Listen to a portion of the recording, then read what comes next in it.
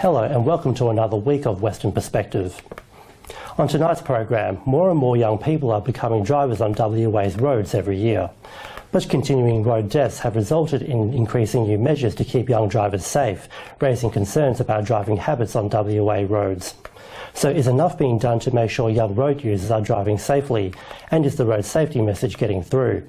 We take an inside look at the impact of youth driving culture in Australia.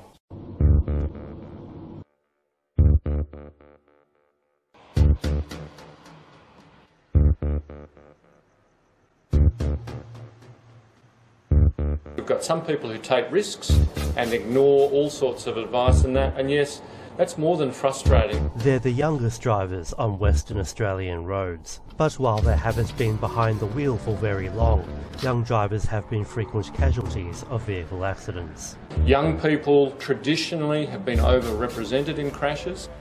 WA suffered 195 deaths on its roads last year. Drivers aged between 17 and 24, making up 21% of fatalities.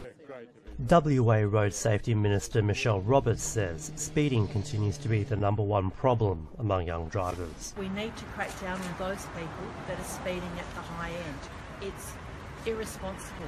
Opposition road safety spokesperson Peter Katzenbarnes agrees and believes drink driving, mobile phone use and inattention have also contributed. He says while the majority of people are driving safely, there are many who are still displaying bad driver behaviour.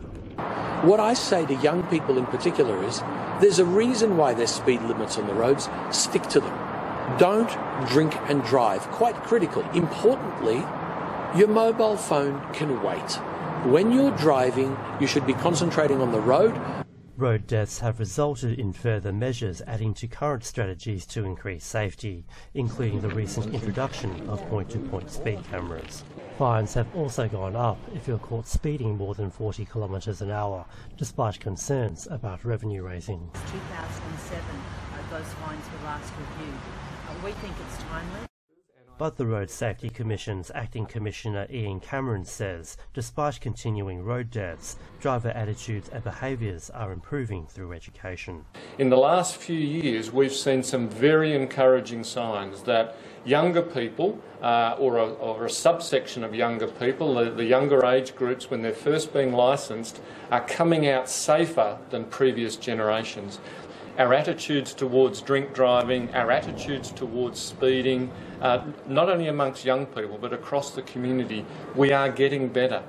However, the state opposition says the government isn't doing enough to improve road safety, cutting measures to help return WA's budget to surplus. They're all spin, no substance.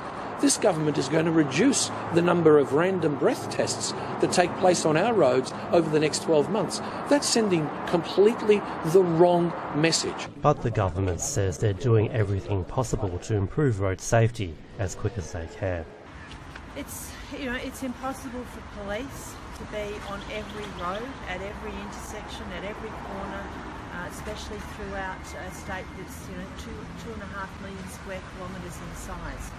But we are upping the police presence on the roads. And they say it's working following a drop in accidents and deaths, but they believe it could still improve further.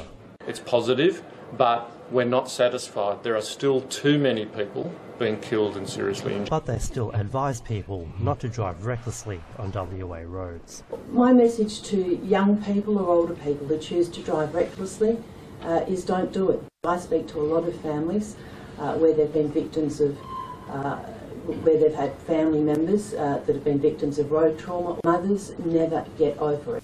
And that's all for tonight. It's back to you, Ivan and Jenny.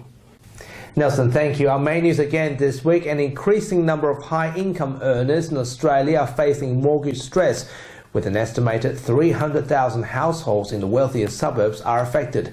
Experts suggest home buyers should only allocate 30% of their monthly salary towards mortgage repayments to avoid financial pitfalls. And those are the top stories you need to know this week. We have the latest news on our website and Facebook. Until 5:30 next Sunday. Good night. Good night.